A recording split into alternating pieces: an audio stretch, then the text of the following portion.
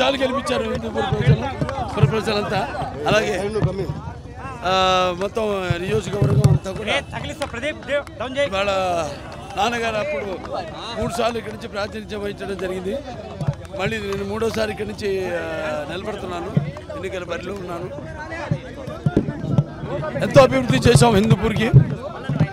అంటే ప్రతి వాళ్ళ గుండెల్లో ఆ కుటుంబం అంటే ఒక అభిమానం. ఎందుకంటే చెప్పిన మాట నిలబెట్టుకుంటారు వీళ్ళు, చేస్తారు, అభివృద్ధి చేస్తారు. వాసవి ఆన్లైన్ సర్వీసెస్ మా వద్ద పాస్పోర్ట్ వీసా సర్వీసెస్ కలవు. వీసాలో 99% అప్రూవల్ సక్సెస్ రేట్ ఉంది. Please contact 8019482544. సొంత లాభం కొత్త మనకు అందరూ వేరే వాళ్ళకి ఉపయోగపడాలన్నది సమాజం మీద ఇవ్వాలి. ప్రజల దేవుళ్ళు అందరూ నేను ఖర్చుకుంటే నేను ఒక నాన్నగారు ఆయనే స్ఫూర్తిగా తీసుకుని మరి ఇక్కడ హిందూపూర్ నుంచి 2 సార్లు ఎన్నో అభివృద్ధి కార్యక్రమాలు చేపట్టాం. 2వ సారి కూడా చేసాం. 2వ సారి కూడా మన ప్రతిపక్షంలో ఉన్నప్పుడు కూడా ఇక్కడ నీళ్లు సమస్య మెయిన్గా ఆ నీళ్లు కూడా పెట్టి హిందూపూర్ పట్టణానికి ప్రత్యేకమైన పైప్ లైన్ వేసి, అలాగే ఇక్కడ మండలాల్లో అన్ని గ్రామాల్లో కూడా సీసీ రోడ్లు అయితే సీసీ ట్రైన్లు అయితే అన్నీ డెవలప్ చేయడం జరిగింది. సో ఇవాళ ప్రతిపక్షంలో ఉంటూ కూడా కోవిడ్ సమయంలో అయితేనేమి, కోవిడ్ సమయంలో ప్రభుత్వం నుంచి ఏ సహాయ సహకారాలు అందలేదు ఇక్కడ ప్రజలకి. నేను అలాగే నా కార్యకర్తలు అయితేనేమి, నా అభిమానులు అయితేనేమి అందరూ కూడా వాళ్ళు నా దారిలోనే, అంటే ఎటువంటి విపత్కర పరిస్థితి వచ్చినా వాళ్ళందరూ కూడా మేమంతా కూడా నాన్నగారిని ఆదర్శంగా తీసుకుని నేను ముందుకెళ్ళటం, నాయనకే వాళ్ళు అభిమానులు కూడా కార్యకర్తలు అయితేనేమి అందరూ కూడా చేయడం జరిగింది. అలాగే ఎన్నో ఊళ్ళలో మనం కలబట్లు కానీ సీసీ ట్రైన్లు ఇవన్నీ కూడా ప్రతిపక్షాలు ఉంటూ కూడా డెవలప్ చేయడం జరిగింది. అలాగే ఆరోగ్య రథం, ఎన్టీఆర్ ఆరోగ్య రథం అయితేనేమి, లేకపోతే ఏదైతే అన్నా క్యాంటీన్ తీసేశారో ఇక్కడ మన మళ్ళీ రోజుకి 400 మందికి ఉచితంగా భోజనాలు పెట్టడం, ఇవన్నీ కూడా చేస్తూ ఉన్నాం. సో ఇవన్నీ ప్రజలు గమనిస్తూనే ఉన్నారు. ఇక్కడ ముఖ్యంగా రాష్ట్రం కూడా చూస్తే మనం ఎంతో 15 ఏళ్ళు 20 ఏళ్ళు వెనక్కి పడిపోయింది మన రాష్ట్రం అన్ని విషయాల్లో. అంటే ఉద్యోగ కల్పనలో అయితేనేమి, అభివృద్ధి సంక్షేమ విషయాల్లో అయితేనేమి, మొత్తం వైద్యం, విద్య అన్ని విషయాల్లో రాష్ట్రం ఎంతో వెనకబడింది. ఇప్పుడు మళ్ళీ దాన్ని పునరావృతం చేయాలి.